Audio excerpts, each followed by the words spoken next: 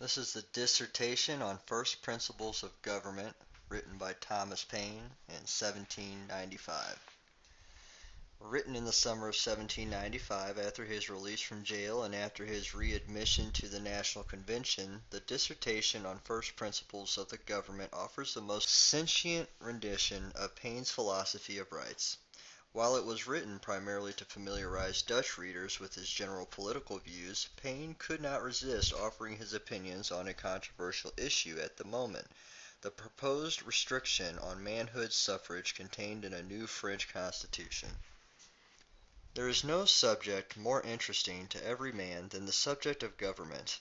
His security, be he rich or poor, and a great measure his posterity, are connected therewith.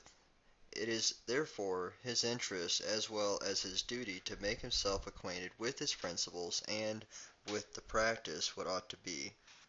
Every art and science, however imperfectly known at first, has been studied, improved, and brought to what we call perfection by the progressive laborers of succeeding generations, but the science of government has stood still. No improvement has been made in the principle and scarcely any in the practice till the American Revolution began. In all the countries of Europe, except in France, the same forms and systems that were erected in the remote ages of ignorance still continues, and their antiquity is put in the place of principle. It is forbidden to investigate their origin, or by what right they exist. If it be asked how has this happened, the answer is easy. They are established on a principle that is false, and they employ their power to prevent detection. Notwithstanding the mystery with which the science of government has been enveloped for the purpose of enslaving, plundering, and imposing upon mankind, it is of all things the least mysterious and the most easy to be understood. The meanest capacity cannot be at a loss, if it begins its inquiries at the right point.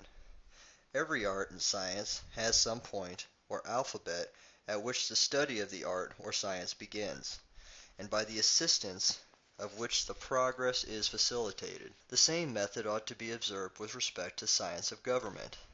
Instead, then, of embarrassing the subject in the onset with the numerous subdivisions under which different forms of government have been classed, such as aristocracy, democracy, oligarchy, monarchy, etc., the better method would be to begin with what may be called primary divisions, or those under which all the several subdivisions will be comprehended. The primary divisions are but two.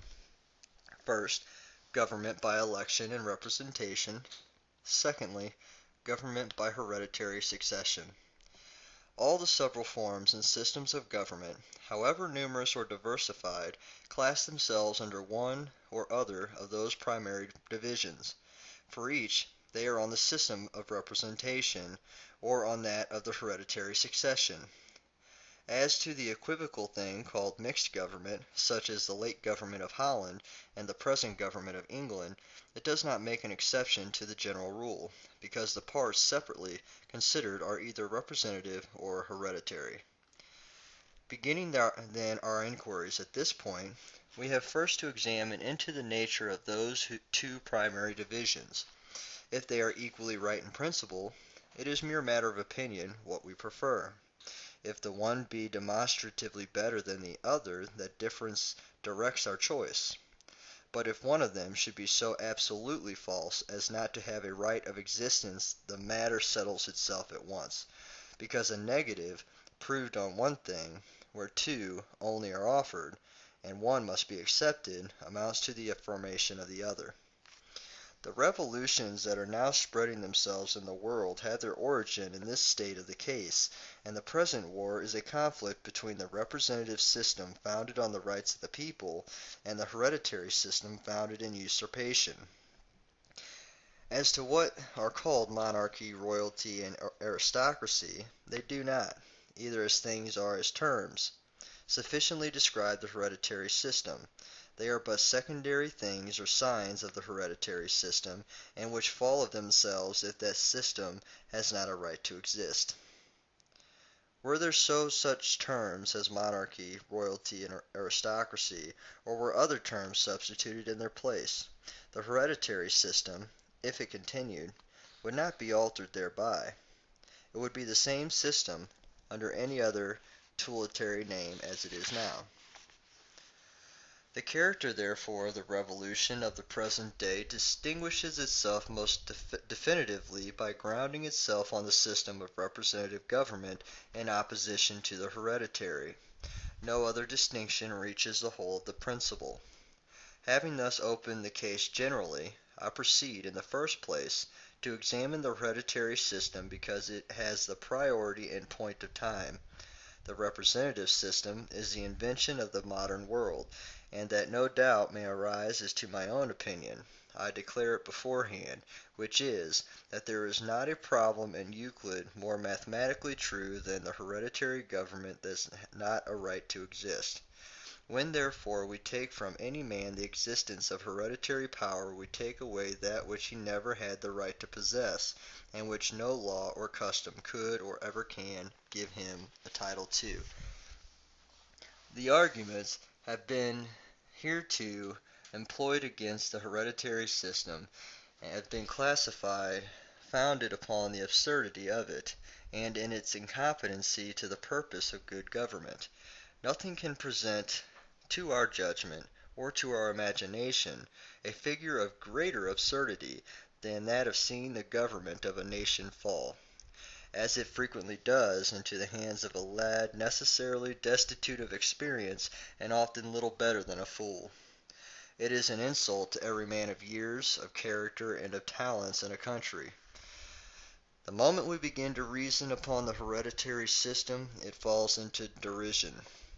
Let but a single idea begin, and 1,000 will soon follow.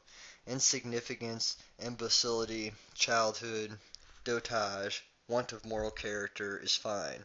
Every defect, serious or laughable, unite to hold up the hereditary system as a figure of ridicule.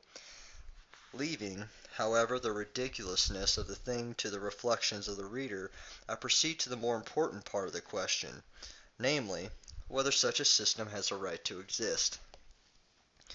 To be satisfied of the right of a thing to exist, we must be satisfied that if it had a right to begin. If it had not a right to begin, it has not the right to continue. By what right then did the hereditary system begin? Let a man but ask himself this question, and he will find that he cannot satisfy himself with an answer. The right which any man, or any family, had to set itself up at first to govern a nation, and to establish itself hereditarily, was no other than the right which Robespierre had to do the same thing in France. If he had none, they had none. If they had any, he had as much. For it is impossible to discover superiority of rights in any family, by virtue of which hereditary government could begin. The Capets, the Guelphs, the Robespierres, the Marats, are all the same standing as to the question of right. It belongs exclusively to none. It is one step towards liberty to perceive that hereditary government could not begin as an exclusive right in any family. The next point will be whether, having once begun, it could grow into the right of the influence of time. This would be supporting an absurdity, for either it is putting time in the place of principle, or making it superior to principle, whereas time has no connection with or influence upon principle than principle has upon time. The wrong which began 1,000 years ago is as much a wrong as if it began today, and the right which originates today is as much a right as if it had been sanctioned of 1,000 years. Time, with respect to principles, is an external now. It has no operation upon them. It changes nothing of their nature and qualities. But what have we to do with 1,000 years? Our lifetime is but a short portion of that period, and if we find the wrong in existence as soon as we begin to live, that is the point of time at which it begins to us, as our right to resist it in the same as if it never existed before. As hereditary governments could not begin as a natural right in any family, nor derive after its commencement any right from time, we have only to examine whether there exists in a nation a right to set it up and establish it by what is called law, as has been done in England. I answer no. and that any law or any constitution made for that purpose is an act of treason against the right of every minor in the nation at the time it is made, and against the rights of all succeeding generations. I shall speak upon each of those cases. First, of the minor at the time such law is made. Secondly, of the generations that are to follow. A nation, in a collective sense, comprehends all the individuals of whatever age, from just born to just dying. Of these, one part will be minors and the other aged. The average of life is not exactly the same in every climate and country, but in general the minority in years are the majority in numbers. That is, the number of persons under 21 years is greater than the number of persons above that age. The difference in number is not necessary to the establishment of the principle I mean to lay down, but it serves to show the justice of it more strongly. The principle would be equally as good as the majority in years were also the majority in numbers. The rights of minors are as sacred as the rights of the aged. The difference is altogether in the different age of the two parties, and nothing in the nature of the rights.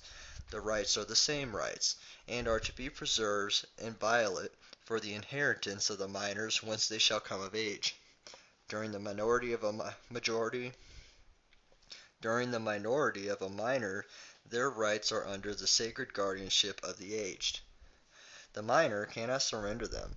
The guardian cannot dispose him. Consequently, the aged part of a nation and are the lawmakers for the time being, and who, in the march of life, are but a few years ahead of those who are not yet minors, and to whom they must shortly give place, have not and cannot have the rights to make a law to set up and establish hereditary government, or, to speak more distinctly, an hereditary succession of governors, because it is an attempt to deprive every minor in the nation at the time such a law is made of his inheritance of rights when he shall come of age, and to subjugate him to a system of government to which during his minority he could neither consent nor object. If a person who is a minor at the time such a law is proposed had happened to have been born a few years sooner, so as to be at the age of 21 years of the time of proposing it, his right to have objected against it, to have exposed the injustice and the tyrannical principles of it, and to have voted against it will be admitted on all sides. If therefore the law operates to prevent his exercising the same rights after he comes of age as he would have had a right to exercise had he been of age at that time, is in its undeniability a law to take away, annul the rights of every person in the nation who shall be a minor at the time of making such a law, and consequently the right to make it cannot exist. I come now to speak of government by hereditary succession as it applies to succeeding generations, and to show that in this case, as is the case of minors, there does not exist in a nation a right to set it up. A nation, though continually existing, is continually in a state of renewal and succession. It is never stationary. Every day produces new births, carries minors forward to maturity, and old persons from the stage. In this ever-running flood of generations, there is no part superior in authority to another. Could we conceive an idea of superiority in any, at what point of time, or in what century of the world are we to fix it? To what cause are we to ascribe it? By what evidence are we to prove it? By what criterion are we to know it? A single reflection will teach us that our ancestors, like ourselves, were but tenants for life in the great freehold of rights. The fee absolute was not in them. It is not in us.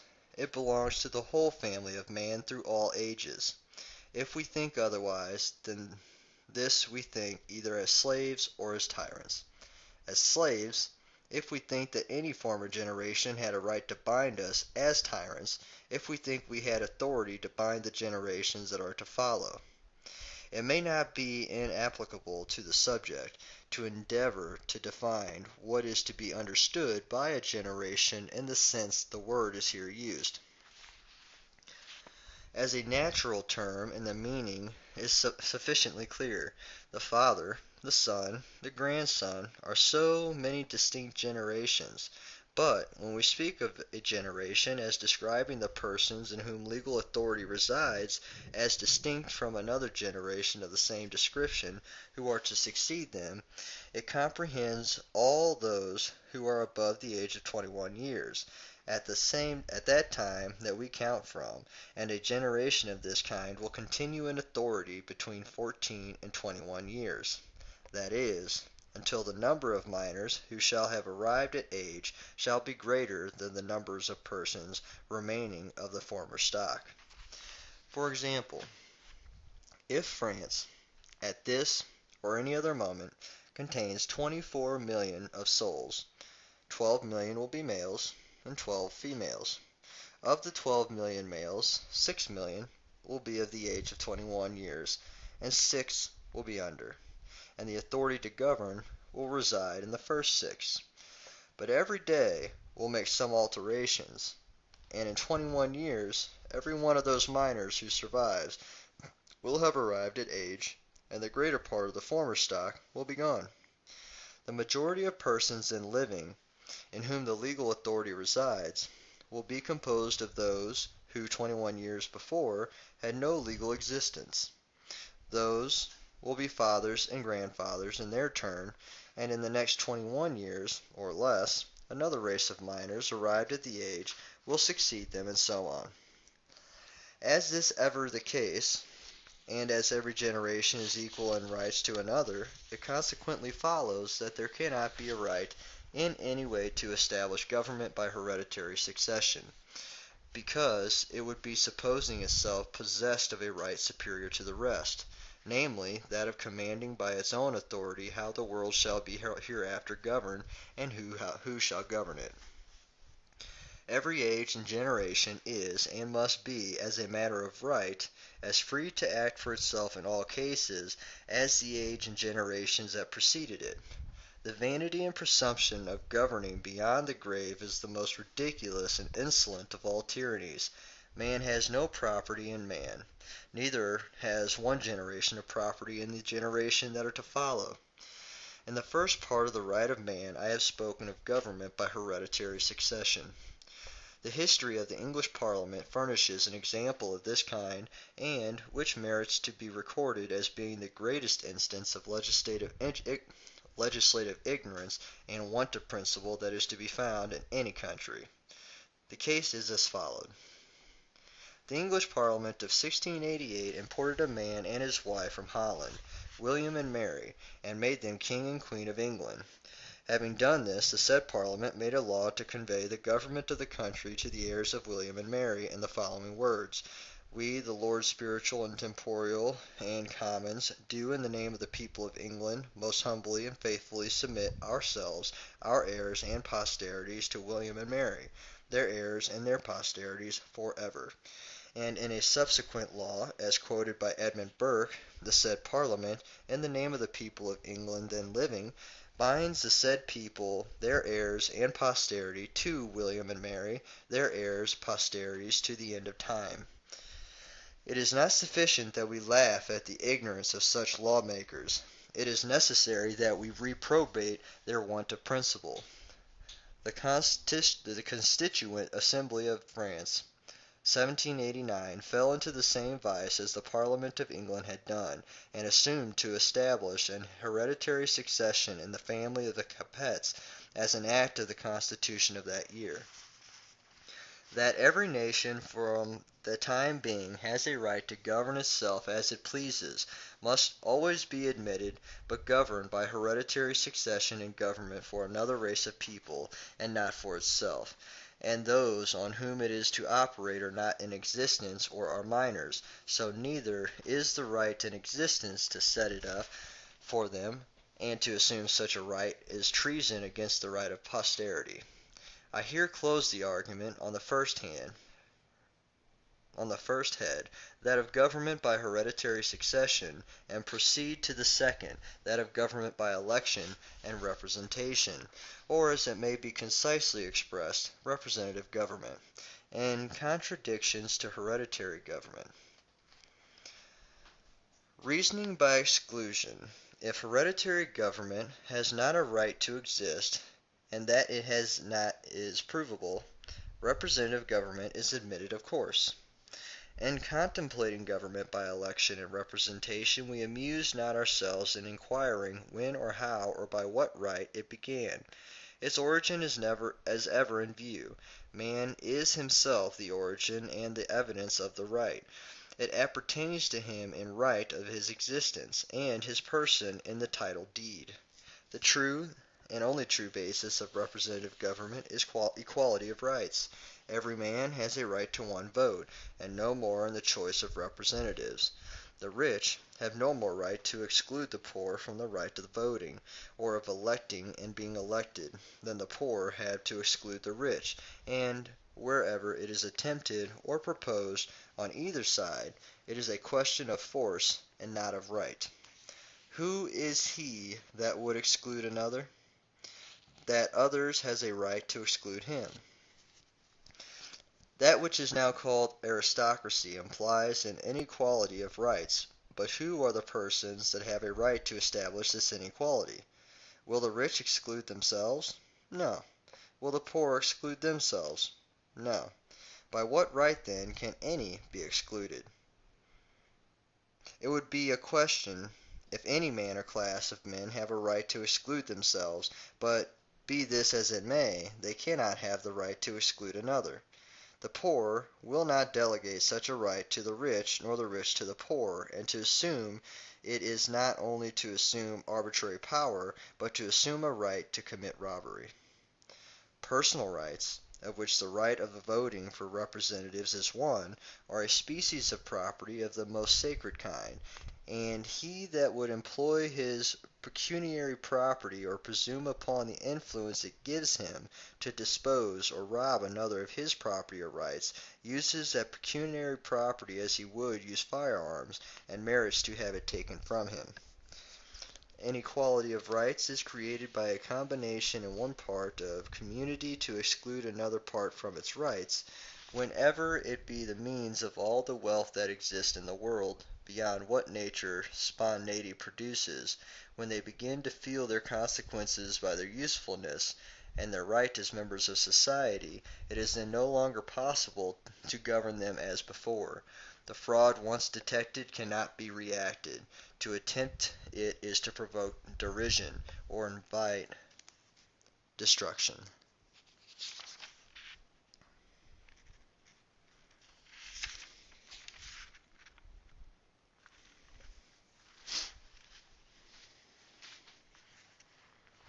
Inequity of rights is created by a combination in one part of the community to exclude another part from its rights. Whenever it be made an article of a constitution or a law that the right of voting or of electing and being elected shall appertain exclusively to persons possessing a certain quantity of property. Be it little or much, it is a combination of the persons possessing that quantity to exclude those who do not possess the same quantity. It is investing themselves with powers as a self-created part of society to the exclusion of the rest. It is always to be taken for granted that those who oppose an equality of rights never mean the exclusion should take place on themselves, and in this view of the case, pardoning the vanity of the thing, aristocracy is the subject of laughter. This self-soothing vanity is encouraged by another idea not less selfish, which is that of the opposers conceive they are playing a safe game, in which there is a chance to gain and none to lose, that at any rate the doctrine of equality includes them, and that if they cannot get more rights than those whom they oppose and would exclude, they shall not have less. The opinion has already been fatal to thousands, who, not contented with equal rights, have sought more till they lost all, and experienced in themselves the degrading inequality they endeavored to fix upon others. In any view of the case, it is a dangerous and impolitic, sometimes ridiculous, and always unjust to make property the criterion of the right of voting. If the sum or value of the property upon which the right is to take place to be considerable, it will exclude a majority of the people and unite them in a common interest against the government and against those who support it. And, as the power is always with the majority, they can overturn such a government and its supporters whenever they please. If, in order to avoid this danger, a small quantity of property be fixed as the criterion of that right, it exhibits liberty and disgrace, by putting it in competition with accident and insignificance. When a broad mire shall fortunately produce a fool or a mule that, by being worth the sum in question, shall convey to its owner the right of voting, or by its death take it from him, in whom does the origin of such a right exist? Is it in the man, or is it in the mule?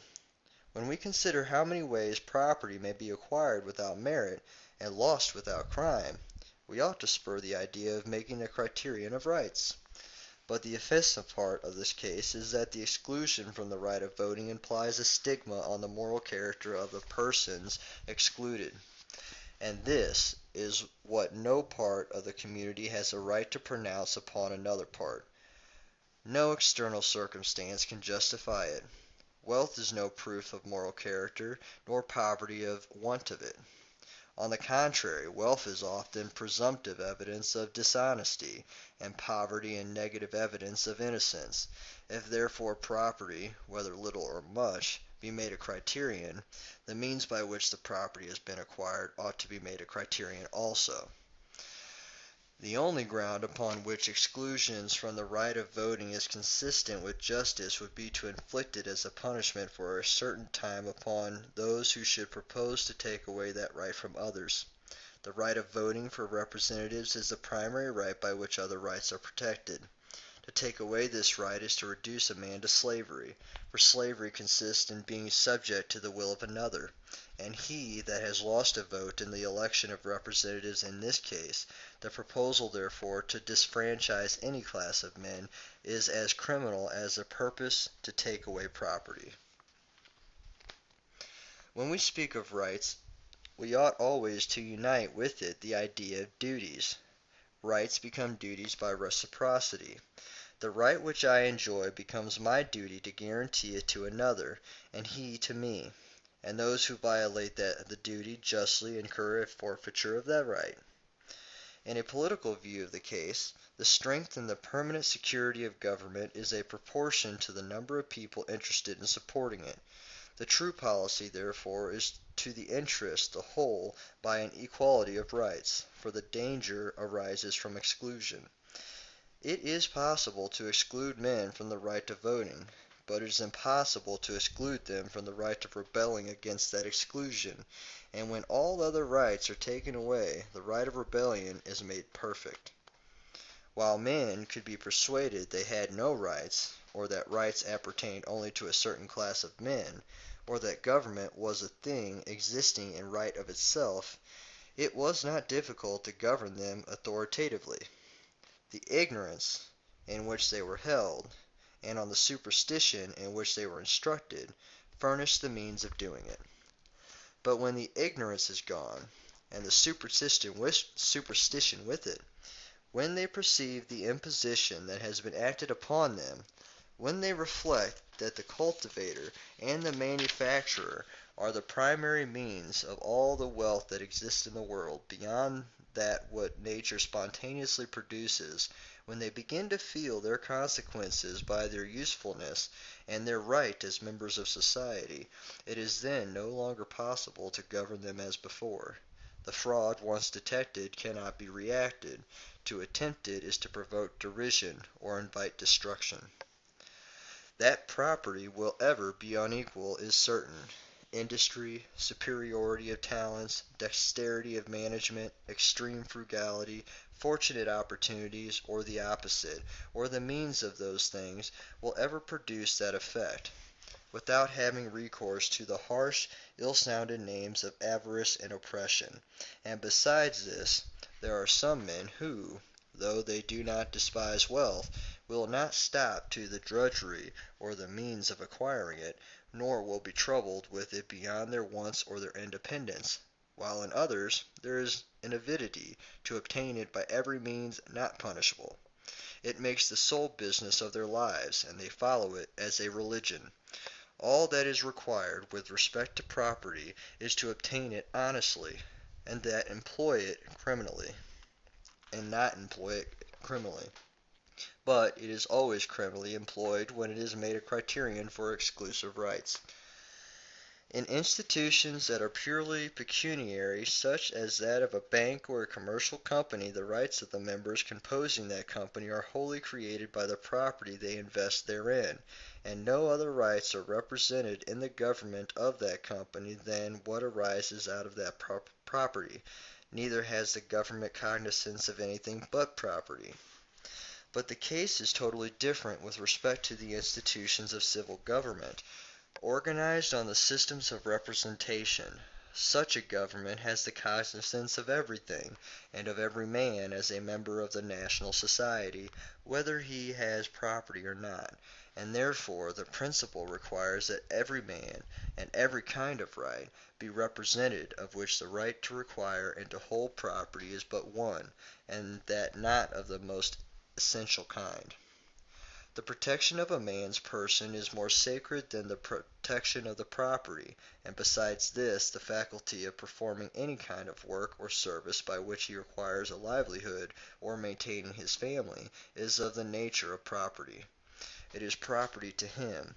He has acquired it, and it is as much the object of his protection as exterior property. Possessed without that faculty, can he be the object of protection in another person?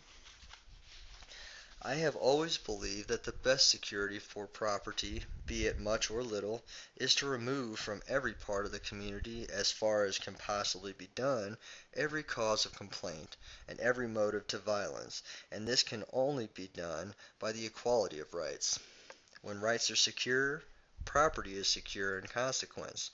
But when property is made a pretense for unequal or exclusive rights, it weakens the right to hold the property, and provokes indignation and tumult, for it is unnatural to believe that property can be secure under the guarantee of a social injury in its right by the influence of that property. Next to the injustice and ill policy of making property a pretense for exclusive rights, it is the unaccountable absurdity of giving to mere sound the idea of property, and annexing it to its certain rights, for what else is a title but sound? Nature is often giving to the world some extraordinary men who arrive at fame by merit and universal consent, such as Aristotle, Socrates, Plato, etc. They were truly great or noble. But when government sets up a manufactory of nobles, it is as absurd if she undertook it to manufacture wise men. Her nobles are all counterfeits. The waxwork order has assumed the name of aristocracy, and the disgrace of it would be lessened if it could be considered only as childish embellicy. We pardon foppery because of its insignificance, and on the grounds that we might pardon the foppery of titles. But the origin of aristocracy was worse than foppery. It was robbery. The first aristocrats in all countries were brigands; those of later times, sycophants.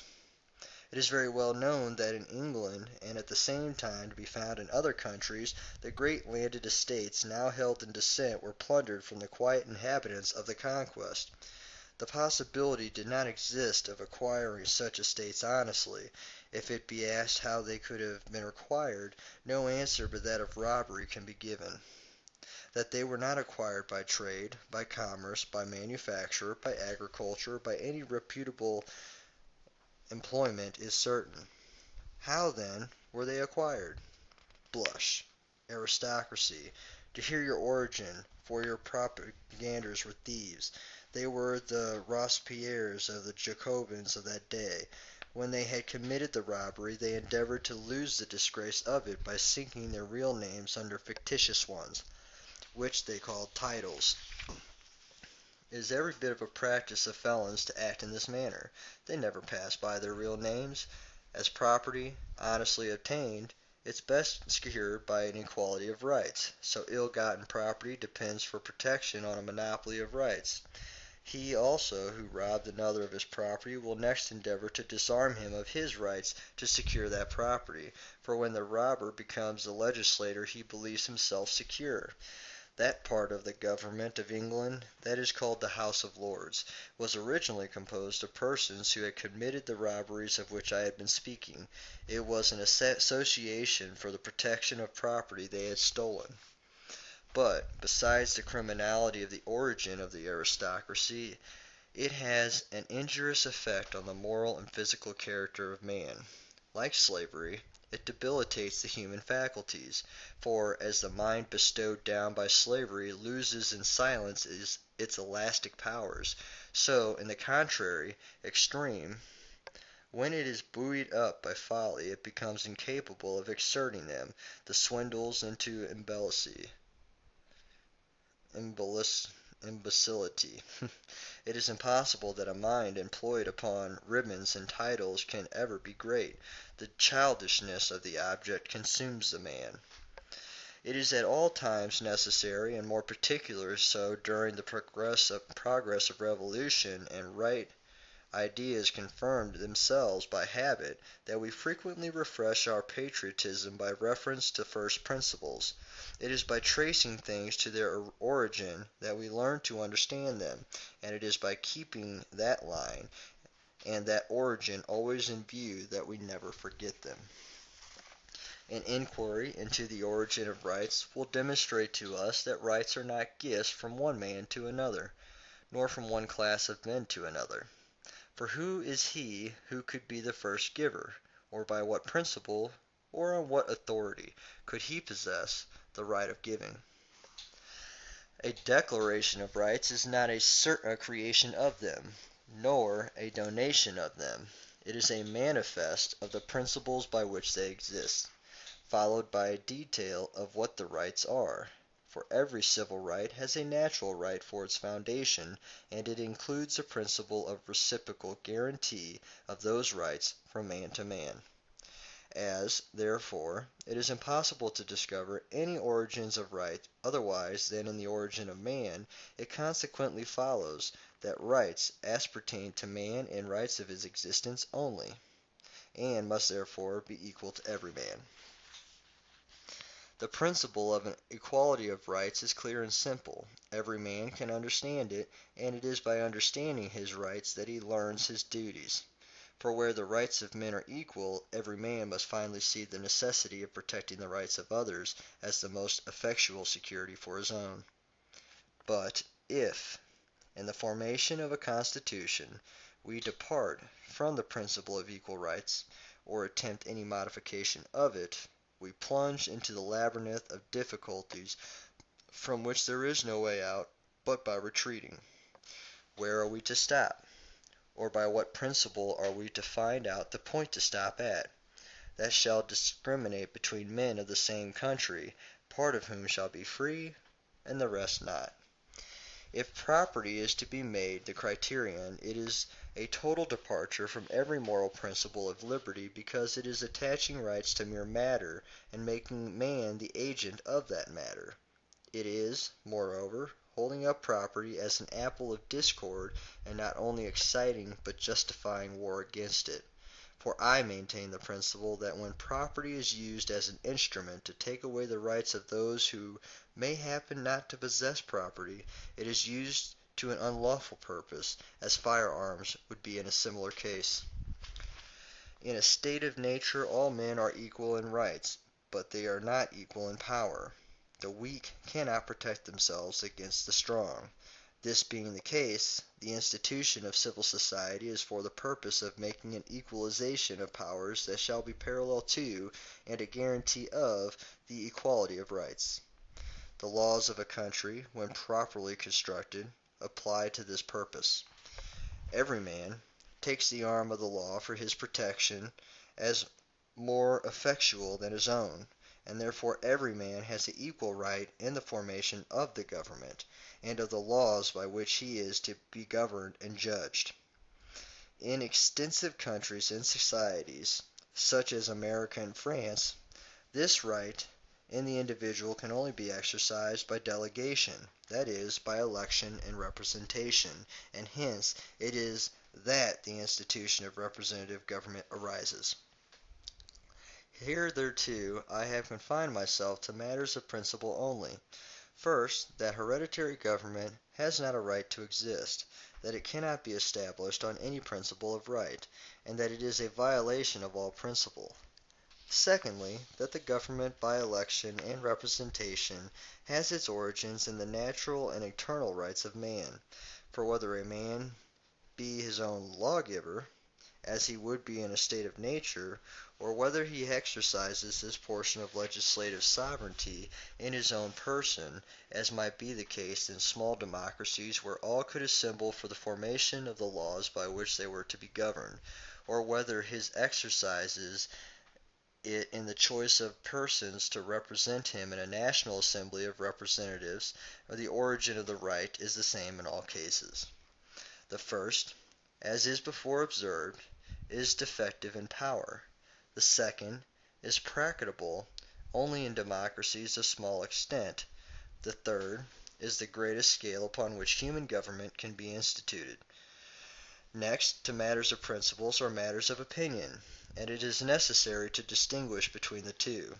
Whether the rights of men shall be equal is not a matter of opinion but of right, and consequently of principle. For men do not hold their rights as grants from each other, but each one in right of himself. Society is the guardian, but not the giver. And as in extensive societies such as America and France, the right of the individual in matters of government cannot be exercised but by election and representation, it consequently follows that the only system of government consistent with principle, where simple democracy is impracticable, is the representative system. But as to the original part, or the manner in which the several parts of government shall be arranged and composed, it is altogether matter of opinion. It is necessary that all the parts be comfortable with the principle of equal rights, and so long as the principle be religiously adhered to, no very material error can take place, neither can any error continue long in that part which falls within the province of opinion. In all matters of opinion, the social compact, or the principle by what society is held together, requires that the majority of opinions become the rule for the whole, and that the minority yields practical obedience thereto. This is perfectly conformable to the principle of equal rights, for, in the first place, every man has a right to give an opinion, but no man has a right that his opinion should govern the rest. In the second place, it is not supposed to be known beforehand on which side of any question, whether for or against, any man's opinion will fall. He may happen to be in a majority upon some questions, and in a minority upon others, and by the same rule that he expect obedience in the one case, he must yield it in the other. All the disorders that have arisen in France during the progress of the Revolution have had their origin, not in the principle of equal rights, but in the violation of that principle. The principle of equal rights has been repeatedly violated, and that not by the majority, but by the minority, and the minority has been composed of men possessing property as well as men without property. Property, therefore, even upon the experience already had, is no more a criterion of character than it is of rights. It will sometimes happen that the minority are right and the majority are wrong. But as soon as experience proves this to be the case, the minority will increase to a majority, and the error will reform itself by the tranquil operation of freedom of opinion and equality of rights. Nothing, therefore, can justify an insurrection, neither can it ever be necessary where rights are equal and opinions free. Taking then the principles of equal rights and the foundations of revolution, and consequently of the Constitution, the organic part, or the manner in which the several parts of the government shall be arranged in the Constitution, will, as is already said, fall within the province of opinion. Various methods will present themselves upon a question of this kind, and though experience is yet wanting to determine which is the best, it has, I think, sufficiently decided which is the worst. That is the worst, which is the deliberations and the decisions is subject to the principality and passions of an individual, and when the whole legislature is crowded into one body it is an individual en masse. In all cases of deliberation it is necessary to have a corps of reserve, and it would be better to divide the representation by lot into two parts, and let them revise and correct each other, than that the whole should sit together and debate at once. Representative government is not necessarily confined to any one particular form. The principle is the same in all the forms under which it can be arranged. The equal rights of the people is the root from which the whole springs, and the branches may be arranged as the present opinion or future experience shall best direct. As to that hospital of incurables, as Chesterfield calls it, the British House of Peers, it is the exercise growling out of corruption, and there is no more affinity to resemblance between any of the branches of a legislative body originating from the right of the people and the aforesaid House of Peers than between a regular member of the human body and an ulcerated wind. As to the point of government that is called the executive, it would necessarily, in the first place, to fix a precise meaning to the word. There are but two divisions into which power can be arranged. First, that of willing or decreeing the laws; secondly, that of executing or putting them into practice. The former corresponds to the intellectual faculties of human mind which reasons and determines what shall be done; the second to the mechanical powers of the human body that puts the determination into practice. If the former decides that the latter does not perform, it is a state of imbecility, and if the latter acts without the predetermination of the former, it is in a state of lunacy. The executive department therefore is official, and it is subordinate to the legislative, as the body is to the mind in a state of health, for it is impossible to conceive the idea of two sovereignties, a sovereignty to will and a sovereignty to act. The executive is not invested with the power of deliberating whether it shall act or not. It has no discretionary authority in the case, for it can act no other thing than that which the law decrees, and it is obliged to act conformably thereto. And in this view of the case of the executive is made up of all the official departments that execute the laws, and of which that which is called the judiciary is the chief. But mankind has conceived an idea that some kind of authority is necessary to superintend the execution of the laws and to see that they are faithfully performed, and it is by confounding this superintending authority with the official execution that we get embarrassed about the term executive power. All the parts in the government of the United States of America that are called the executive are no other than authorities to superintend the execution of the laws, and they are so far independent of legislative that they know the legislative only through the laws, and cannot be controlled or directed by it through any other medium. In what manner this superintending authority shall be appointed or composed is a matter that falls within the province of opinion. Some may prefer one method and some another, and in all cases where opinion only and not principle is concerned, the majority of the opinions form the rule for all. There are, however, some things deducible from reason, and evidenced by experience, that serves to guide our decisions upon the case. That one is never to invest any individual with extraordinary power, for besides his being tempted to misuse it, it will excite contention and commotion in the nation for the office. Secondly, never to invest power long in the hands of any number of individuals. The inconveniences that may be supposed to accompany frequent changes are less to be feared than the danger that arises from long continuance. I shall conclude this discourse with offering some observations on the means of preserving liberty, for it is not only necessary that we establish it, but also that we preserve it. It is, in the first place, necessary that we distinguish between the means made use of to overthrow despotism in order to prepare the way for the establishment of liberty, and the means to be used after the despotism is overthrown. The means made use of in the first case are justified by necessity. Those means are, in general, insurrections, for while the established government of despotisms continue in any country, it is scarcely possible that any other means can be used.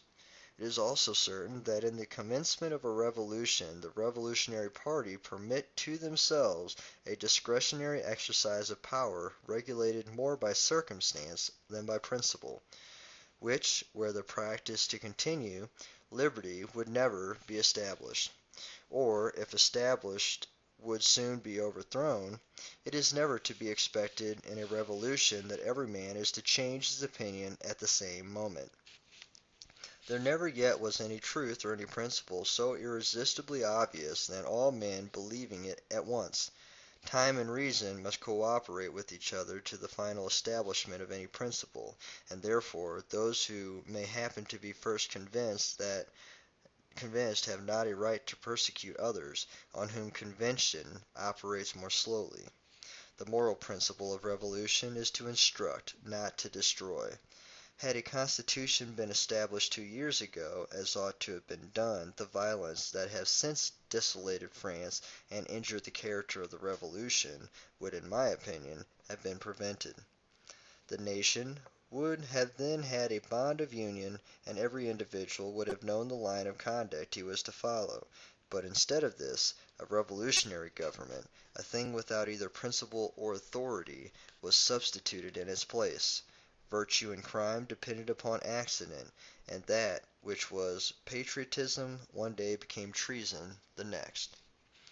All these things have followed from the want of a constitution, for it is the nature and intention of a constitution to prevent governing by the party, by establishing a common principle that shall limit and control the power and the impulse of party, and that says to all parties, thus far shalt thou go and no further.